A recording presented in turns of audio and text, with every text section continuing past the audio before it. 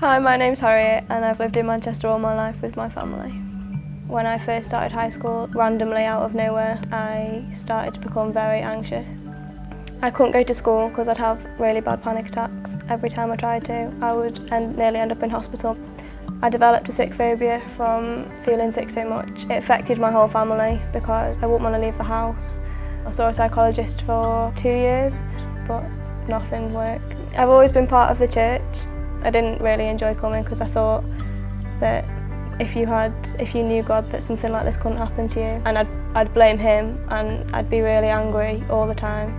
I was at a big meeting in the summer and there was thousands of people there, and there was a guy at the front just asking for the rain of God to come.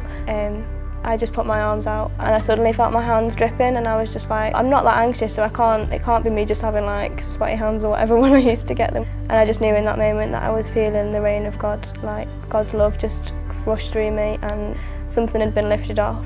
And from that moment I've not been the same since. So last year, the end of last year, I woke up one morning and I felt really ill. So I remember putting my iPod on and listening to some music.